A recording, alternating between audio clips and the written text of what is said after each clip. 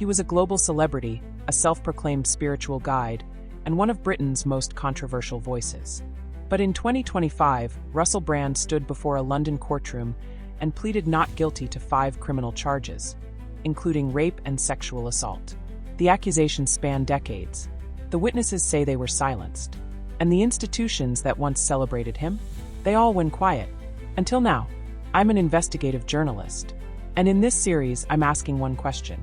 How does a man known for manipulation, charisma, and chaos avoid accountability for over 20 years?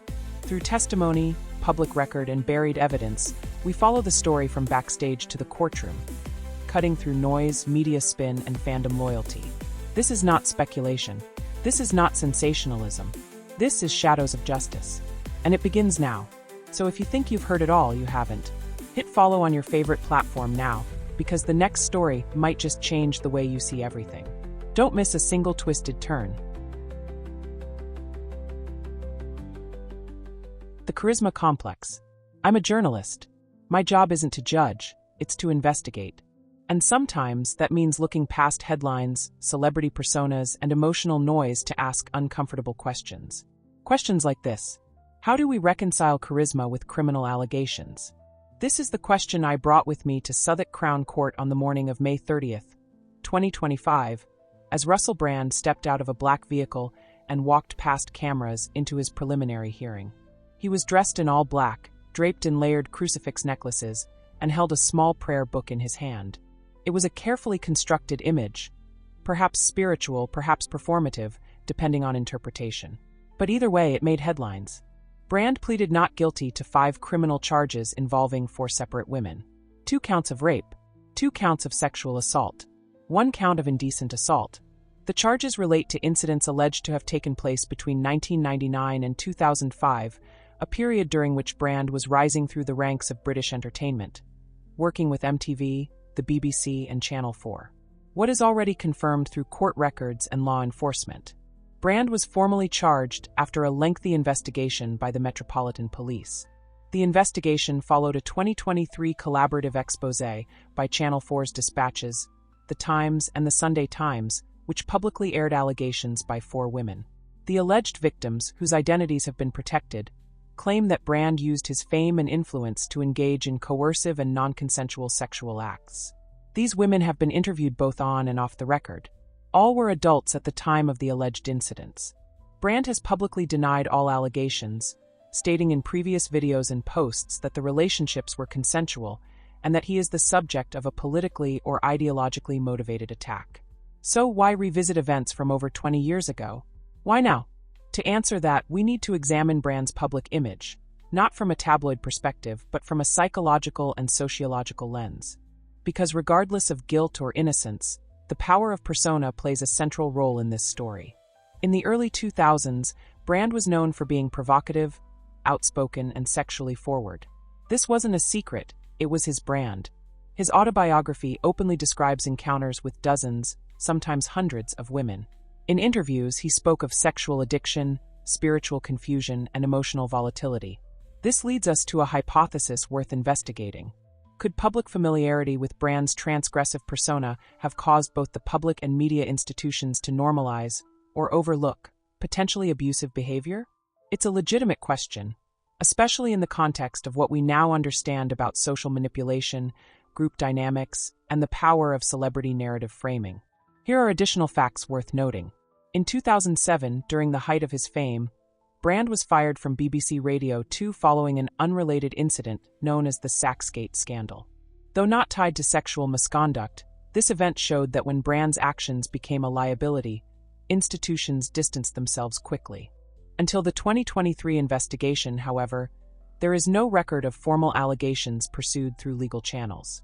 Despite long-standing rumors about his behavior, no national UK media outlet undertook an in-depth investigation into Brand's conduct prior to the Joint Dispatches report in 2023.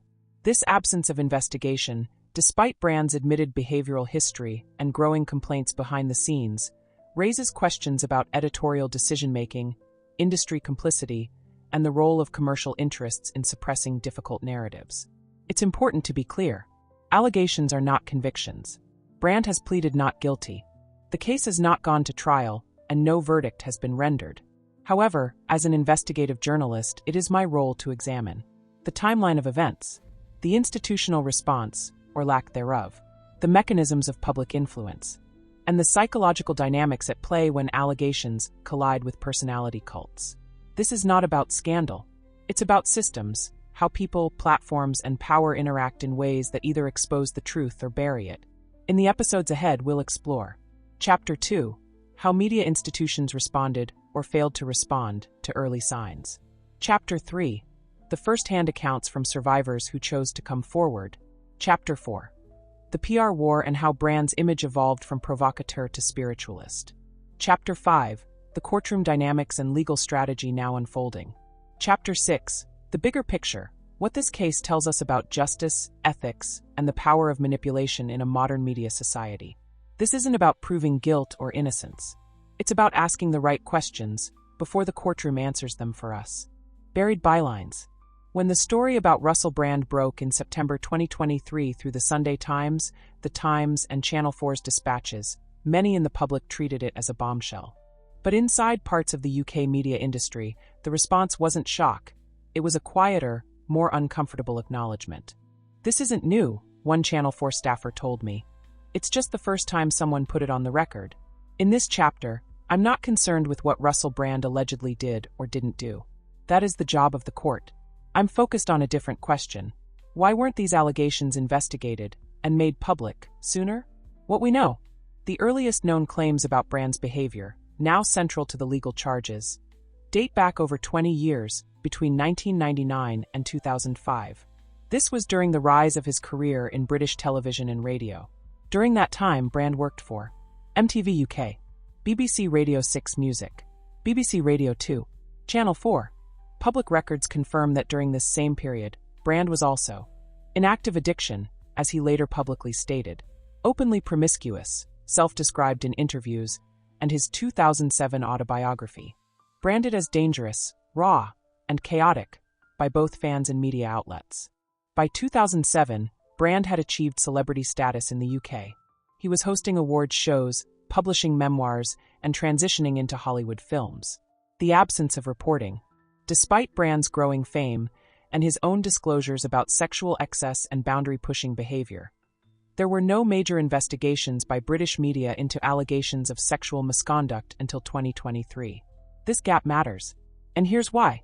In journalism, especially at national papers and broadcasters, reporters are regularly given tips, rumors, or soft leads about public figures. Whether or not they follow those leads depends on several factors.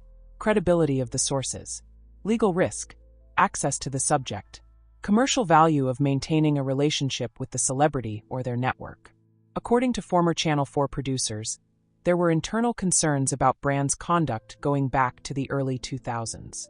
I spoke to two individuals who worked in production at that time. One of them told me, there were definitely complaints. Not about rape, at least not that I was told, but about him being sexually inappropriate with guests or staff. However, no paper trail of formal investigations, HR reports, or public disciplinary action exists. Patterns in media behavior. This is not unique to Russell Brand. We've seen similar patterns in high-profile cases involving figures like Jimmy Savile, R. Kelly, Harvey Weinstein, and Bill Cosby. In each case, the story follows a now familiar pattern. Rumors or informal complaints circulate within the industry. Media outlets hesitate to publish due to legal exposure. The subject continues gaining fame or influence. Only once multiple victims go on the record, often many years later, does the media act. One former UK newspaper editor I spoke with, off the record, described it this way. Russell was controversial, but he was also ratings. The industry didn't want to go first.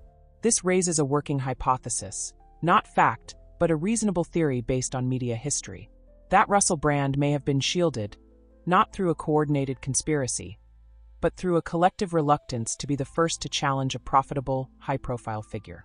This is what I refer to as passive complicity. Not overt protection, just selective inertia. The 2023 turning point. So why did the story finally come out in 2023? According to reporters at the Times, the investigation was triggered after several women approached the outlet independently, not in coordination. The media outlets agreed to share resources to vet the allegations, gather corroboration, and secure legal protections. Channel 4's Dispatches aired its documentary simultaneously with the print expose, maximizing the public impact. This type of collaborative journalism is rare, and usually reserved for cases where sources are vulnerable, evidence is fragmented, and legal threats are expected. In short, the story wasn't missed. It was delayed by fear, by caution, and possibly by profit motives. Editorial ethics and responsibility. Let me be precise. There is no evidence that any specific individual or organization knowingly covered up crimes. However, the absence of early reporting, despite well-known rumors, reflects a broader media ecosystem where powerful personalities are often treated as untouchable. Profit motives can outweigh investigative impulse. Victim accounts are often deprioritized unless fully documented and corroborated. That is the core issue this chapter highlights. Not what Russell Brand did, but what institutions around him didn't do. Conclusion. As a journalist, I do not speculate on guilt. I report what is verifiable. What is verifiable is this. Concerns about Russell Brand's behavior existed long before 2023. British media institutions were aware of his reputation, but chose not to investigate publicly for over a decade. When multiple women finally came forward, they did so not because the system invited them, but because the system had long ignored them. The result? A delayed reckoning. In Chapter 3, we'll focus on those women, their backgrounds, their accounts, and how each made the decision to speak out. This is no longer just a story about one man. It's about media accountability, social psychology, and the consequences of inaction. The witnesses step forward. In any criminal case involving allegations of rape or sexual assault, the voices of those who step forward carry the heaviest weight, and often the greatest risk. This chapter is not about proving guilt. It's about listening, about documenting what has already been said on record, publicly, carefully, and with legal backing. Because the Russell Brand investigation, unlike many celebrity allegations that flowed anonymously online, was the product of months of coordinated, cross-platform investigative journalism.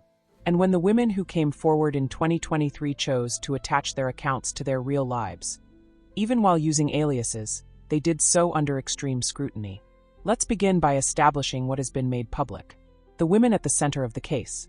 The Times, Sunday Times, and Dispatches worked with 4 primary women. Each alleged sexual misconduct, assault, or psychological manipulation by Brand between 1999 and 2013. Of these 4, one was 16 years old at the time of her alleged relationship with Brand. 2 others reported non-consensual sexual acts, including forced penetration. One said she was emotionally coerced and degraded during a relationship she initially believed was consensual. It's important to note that these women provided contemporaneous evidence, including text messages, medical records, and journal entries. Spoke to family members, therapists, and friends at the time of the incidents, many of whom corroborated key details. Agreed to go on record with Dispatches after extensive vetting and fact-checking by journalists and legal teams. While their identities remain protected for privacy, their testimony has been released publicly. Key themes in their testimonies. I listened to every minute of the Dispatches broadcast. I read every word of the Times report. Several themes emerged across their accounts, consistent enough to raise serious questions about behavioral patterns. Power imbalance. Several women described a dynamic where Brand used his fame and age to create a psychological imbalance. He was older, more famous, and presented himself as spiritually enlightened. One woman, pseudonym Alice, said, "He told me that my trauma made me special, that sex with him would help heal me." This kind of language, spiritual, flattering, then coercive, is a well-documented pattern in manipulation cases involving celebrities and charismatic leaders. Isolation. One survivor described being driven to Brand's home and having her phone taken from her. Another described being told not to speak to friends or family about the nature of their relationship. In both cases, the women said they initially believed the behavior was normal because Brand framed it as intimacy or spiritual purification. Fear of retaliation. Several women said they feared no one would believe them, given Brand's public image and media connections. One reported that when she confronted him after the alleged assault, he laughed and dismissed it as a miscommunication. Public reaction and backlash. When the investigation aired in 2023, reactions were polarized. Supporters of Brand claimed the women were part of a smear campaign. Critics of celebrity culture pointed to this case as evidence of systemic neglect. Many survivors of unrelated assaults shared their own stories, saying the women's hesitation to come forward reflected a reality they understood too well. But one of the women in the Dispatch's interview said something that stuck with me. Coming forward wasn't about destroying Russell. It was about reclaiming what I lost, my ability to trust myself. That statement, while emotional, also reflects a core component of trauma-informed investigative psychology: the need to validate lived experience as part of the public record, regardless of eventual trial outcomes. What is corroborated? To stay grounded in evidence, I focused on what's verifiably supported. Text messages from Brand to one woman show him apologizing after an alleged assault. A rape crisis center confirmed that one woman sought services within hours of her encounter. Friends and family members provided signed statements, saying they were informed of the alleged behavior when it occurred, not retroactively. Medical records, examined by reporters and legal consultants, aligned with at least two of the allegations. These elements matter. They move the story beyond hearsay. They give weight to testimony that, by design, faces intense public and legal scrutiny. Hypotheses based on pattern recognition. While I cannot say Brand is guilty, that remains the court's role. This case reflects several patterns observed in other high-profile abuse investigations. The alleged behavior escalated over time. Victims were often isolated or emotionally vulnerable. The accused maintained a charismatic, self-effacing public persona that helped deflect suspicion. Institutional inaction played a role in prolonging silence.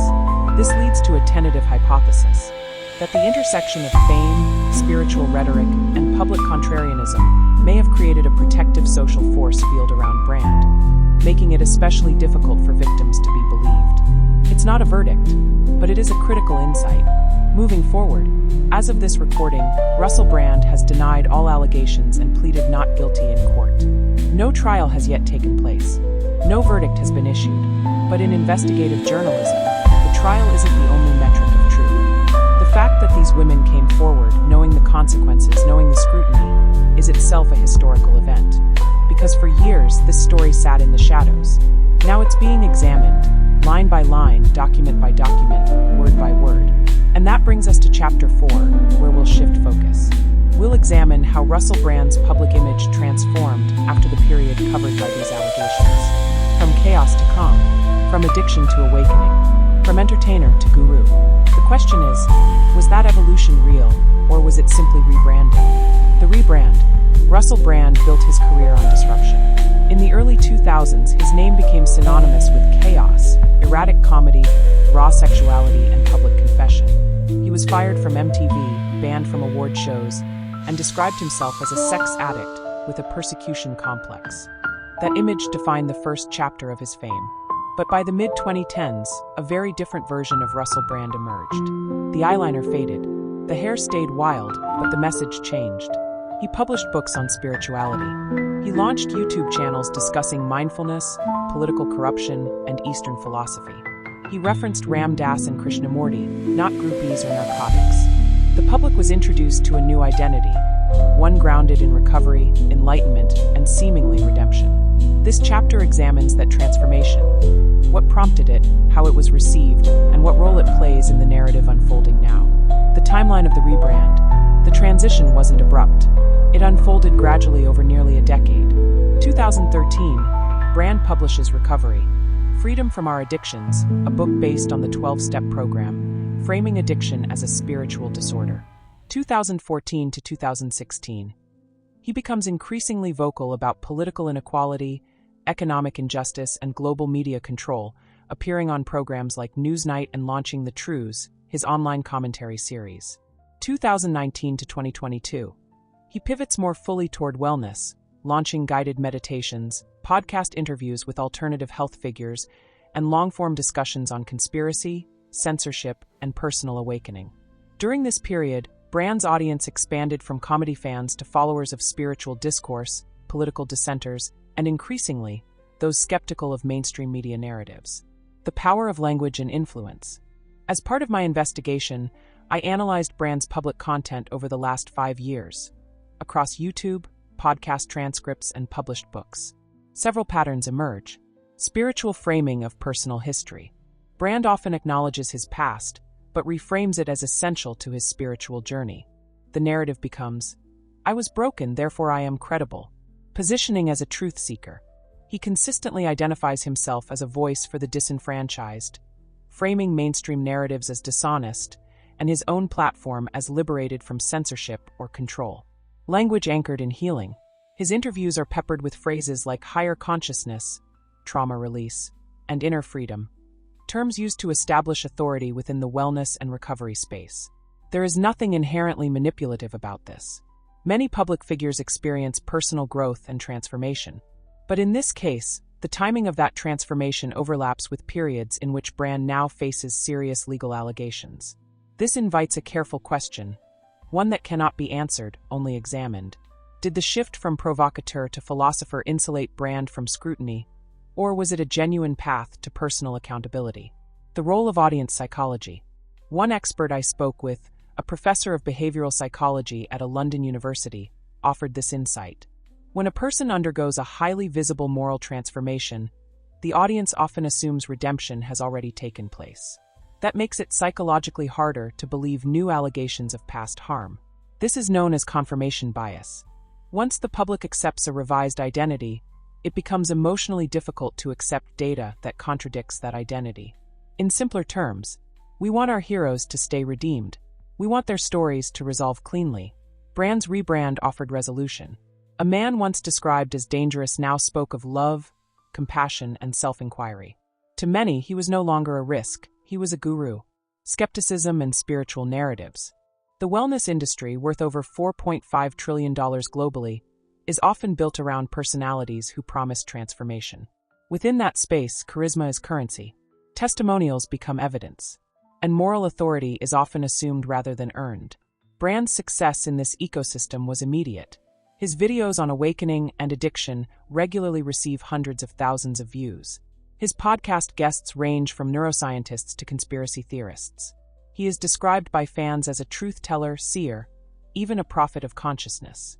But in the context of this investigation, a tension emerges between two facts. Brand is presumed innocent until proven guilty. Yet he controls his public narrative in a way few public figures can, by blending entertainment, philosophy, and spiritual redemption into one cohesive persona. That blend makes it difficult for new, contradictory evidence, including serious allegations, to gain traction among his base. What we can and cannot conclude. What is verifiable? Russell Brand's public behavior changed significantly between 2013 and 2020. His new image centers on compassion, recovery, and resistance to institutional control. He continues to publicly deny all allegations against him. What is not verifiable but open to legitimate inquiry? Whether the transformation was entirely authentic or partially strategic. Whether his spiritual framing serves as protection against accountability. Whether audiences have been socially manipulated, intentionally or not, into conflating charisma with truth. Final thought. Brand's rebrand complicates the public response to his legal troubles. It doesn't nullify the allegations, but it does influence how they're received. In Chapter 5, we'll leave the media arena and enter the courtroom, where transformation, charisma, and ideology carry less weight than timelines, testimony, and evidence. We'll break down the charges, analyze the defense, and explore how courts handle cases where public identity is deeply at odds with private allegations. This is the collision point, where narrative meets legal fact. The legal theater. Courtrooms are not built for public consensus. They are designed for procedure, precedent, and provable fact.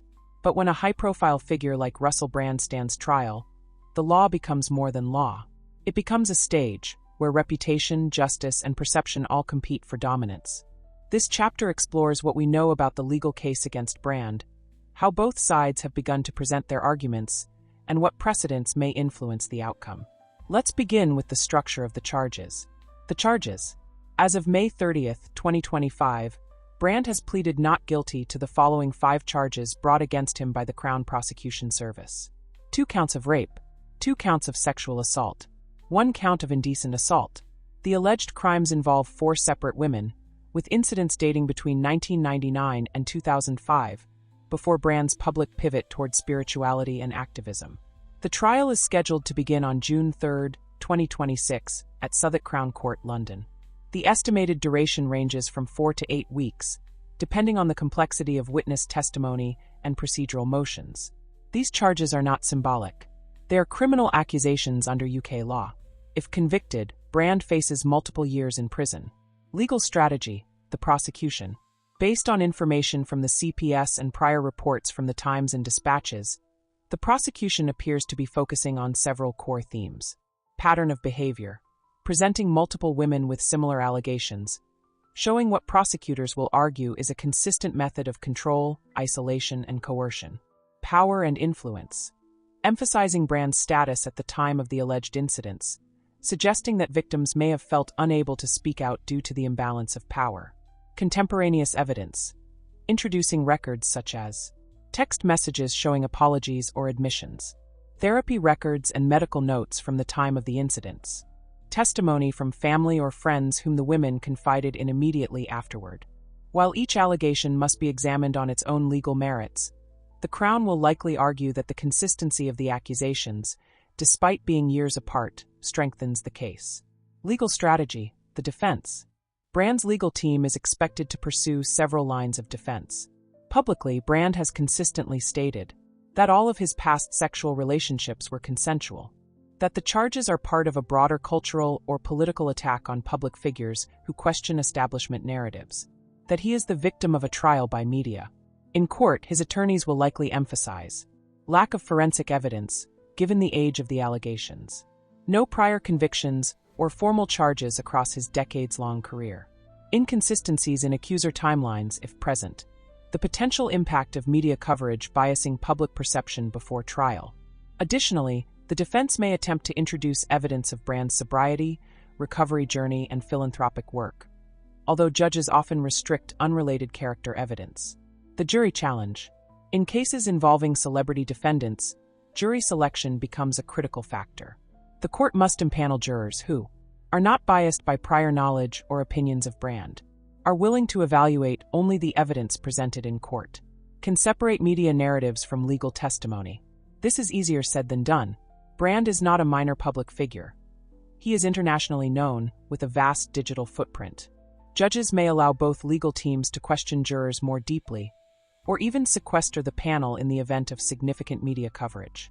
Legal precedents and cultural context. Several recent UK and global cases provide context for what lies ahead.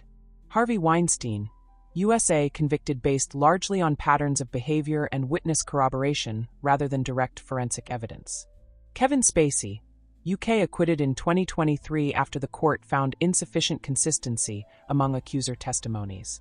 Rolf Harris, UK, convicted in 2014 on historical sexual abuse charges, despite the age of the allegations. These cases suggest that historical abuse cases can succeed in court when evidence is sufficient and corroboration is strong. Celebrity status does not guarantee conviction or acquittal, but it complicates both. What we know so far. Verified. Brand has entered a not guilty plea. 4 women are central to the prosecution's case. Trial is scheduled to begin June 3, 2026. Evidence includes digital records, testimonies, and past medical documentation. Under legal review, authenticity and admissibility of survivor evidence. Whether Brand's past public statements may be introduced in court. Impact of Brand's public platform and ongoing media presence on potential jury neutrality. Observations from the courthouse. I attended Brand's preliminary hearing. He arrived flanked by security, but without speaking to press. Inside the courtroom, his posture was attentive but detached, seemingly rehearsed. He made no public statements but maintained eye contact with the judge throughout. His team submitted a request to allow continued access to his podcasting equipment and staff during the trial period, a sign that Brand intends to continue shaping his public image even as the case proceeds.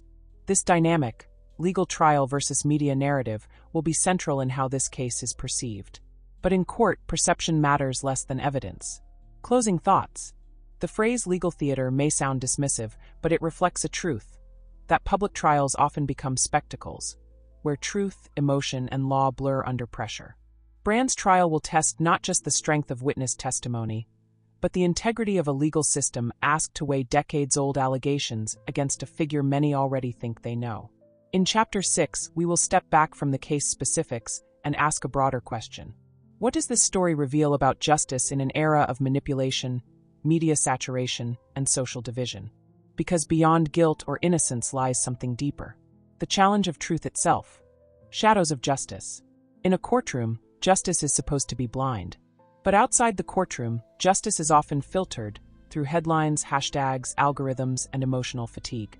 This story, the charges against Russell Brand, is not just about one man. It is about how a society responds to power, accusation, and evidence in a time when truth has never been more fragile. We've now traced this case from public image to private testimony, from institutional silence to a pending trial. Let's take a step back and ask, what have we learned? The facts revisited. Russell Brand has pleaded not guilty to 5 charges stemming from alleged incidents between 1999 and 2005. 4 women are central to the case. They provided detailed on-record testimony, supported by contemporaneous evidence, to the Times and Channel 4's dispatches. Brand denies all wrongdoing.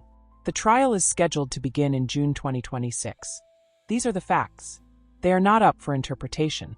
But around these facts sits an ecosystem, social media, political commentary, online discourse, that shapes how those facts are received. And that's where the shadows of justice emerge. When narratives compete with evidence. What this case reveals is not just a legal battle, it's a battle for perception.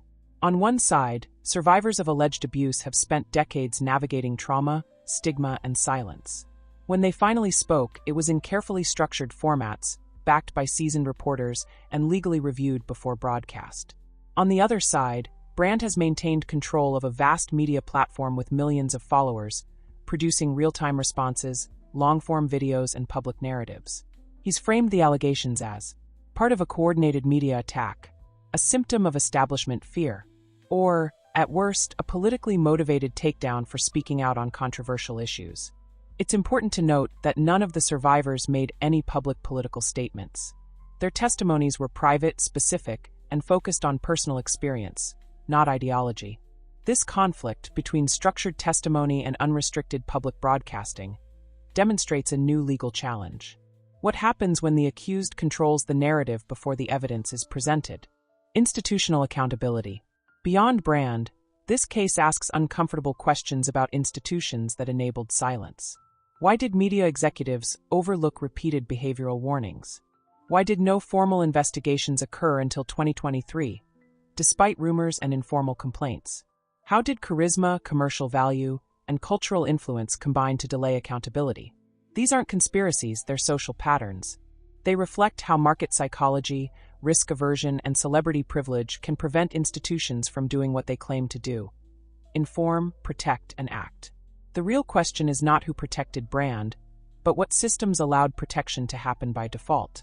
Public opinion versus legal burden. As the trial nears, the divide between public opinion and legal burden will only grow. Some will say the allegations are too old. Some will say the women are opportunistic. Some will say Brand's transformation proves rehabilitation, even without conviction. And yet others will point to patterns, repeated behaviors, industry inaction, a familiar cycle we've seen in cases from Cosby to Seville to Weinstein. The danger lies in choosing which version of justice to believe, rather than waiting for the process to run its course. That's why, as journalists, our duty isn't to lead the verdict. It's to preserve the integrity of the record, so future readers, listeners, and decision-makers can access facts unswayed by noise. The deeper meaning of justice. What is justice in a case like this? If Brand is convicted, some will call it too late. If Brand is acquitted, others will call it a failure of the system. And if the case is settled out of court, quietly, strategically, it may leave more questions than answers. The point is not the outcome. The point is what the process reveals. It reveals how difficult it is for survivors to come forward, how media institutions have often failed to protect the vulnerable, how celebrity can shape reality, and how manipulation, whether personal, institutional, or cultural, can obscure accountability. Final reflection. I titled this series Shadows of Justice because that's where this story lives.